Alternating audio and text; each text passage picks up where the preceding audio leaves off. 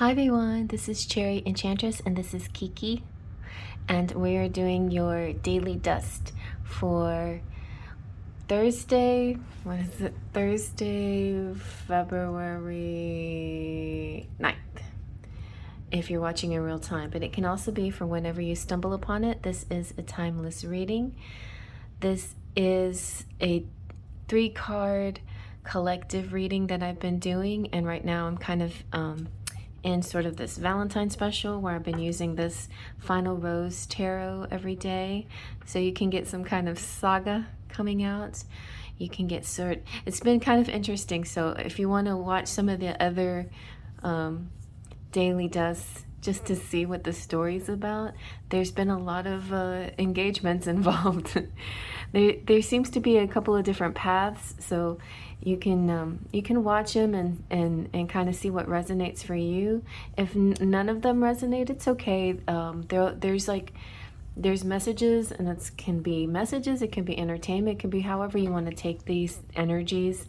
For some of you, they resonate very strongly. All right, I'm gonna shuffle, and then maybe I will ask Kiki if she would allow me to have my altar back. Kiki's been protective of something. She keeps going on the altar.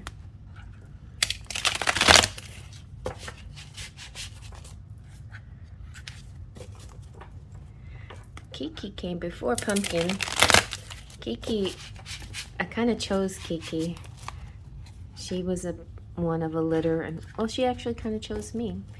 And she came up to me and said, "Pick me, pick me." And I said, "Okay, I pick you." And then I put her in my sweater and took her home with me. She had blue eyes as a kitten.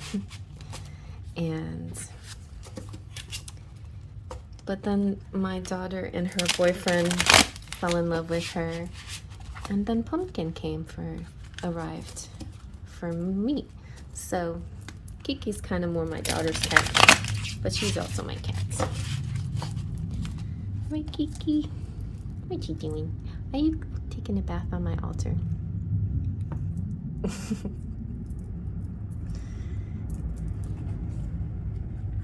All right, let's take from the middle.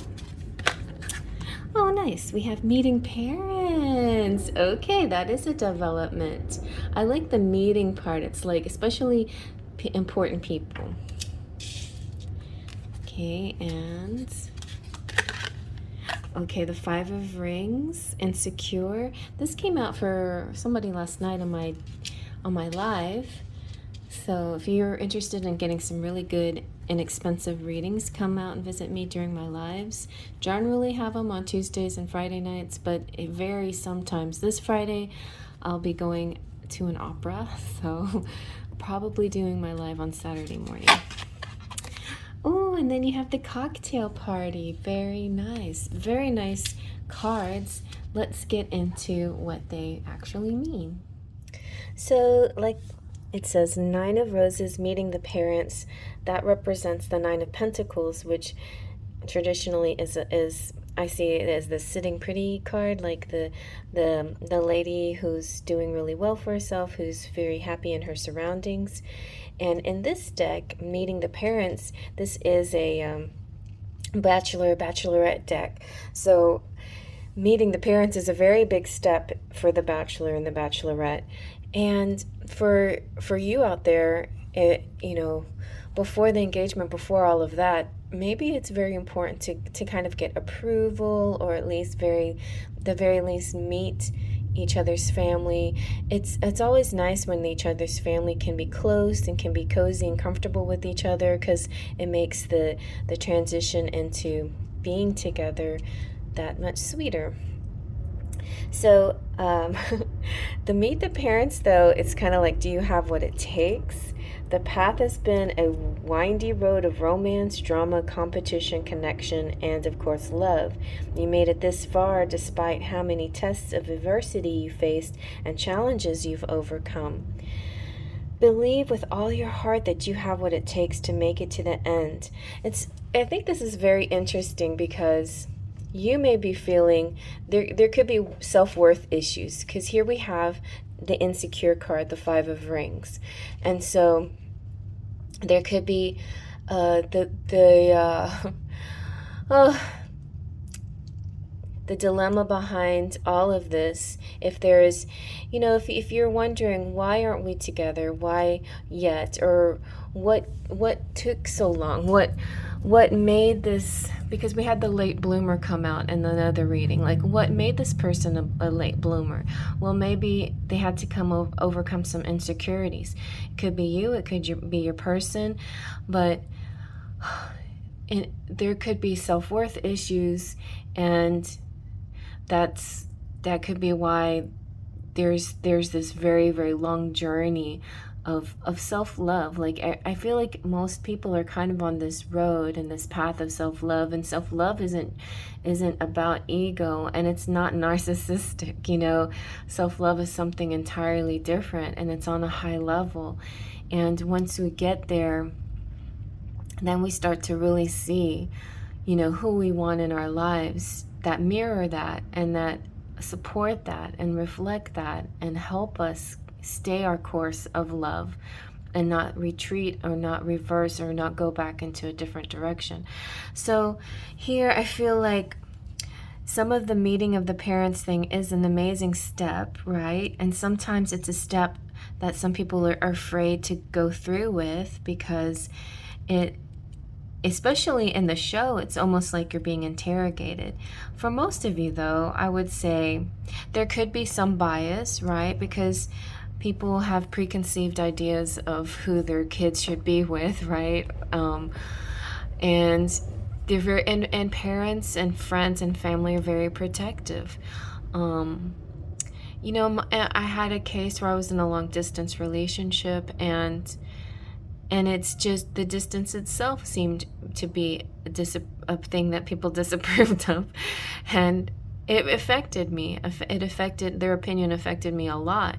It wasn't the person. They didn't know the person. They just didn't approve of the distance. And so those kinds of things do weigh a lot on decision making. So the fact that somebody's meeting parents is a big deal. And don't see it as something negative. See it as something really wonderful and positive. Like your person actually believes in you and has faith in you and trusts you so much that they want to share their life with you and others, to see who you are, to see what you mean to them, to see that you belong together, that you see them as part of your family. So meeting the parents is acknowledging to the other person, or acknowledging to each other, that you see each other in each other's families. And no matter what the family feels or thinks, it's still a relationship between the two of you, and you should always keep that in mind and stay focused on that, right? So don't let the insecurities get to you. And it seems like it's not going to get to you. There's good things ahead. The sun is shining, the stars are twinkling. So 16 is the Tower card, and right after the Tower comes the Star, which is 17. So it feels like this insecure feeling, it's only a tiny bitty bit of a Tower moment.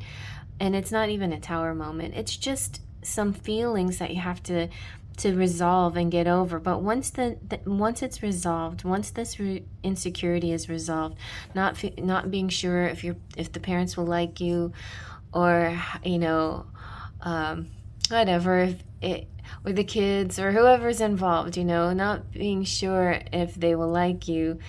Who cares? It's like your person loves you. And if your person loves you, then everybody loves you, because you make the person happy. And that's the bottom line.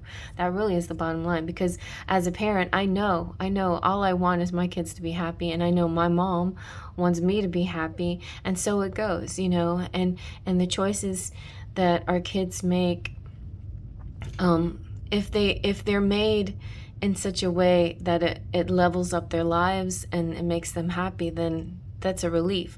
But at the same time, if my kids made mistakes, I would know that it's part of their journey, and it's just something that they had to do, had to live through, even though it's painful for me too to live through it with them. But that's the way it is when you're a parent. And so if you are a parent, then you know what that means. If you have parents, then you know then that's how, that's how they see it.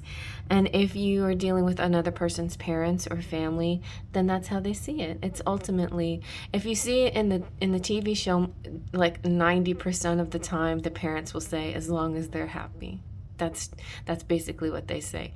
There's a very small percentage where the parents act a little bit biased and say, well, they don't look right for my family, I mean, I think it's a less than 10% of the people out there that say that, like maybe 2 or 3%.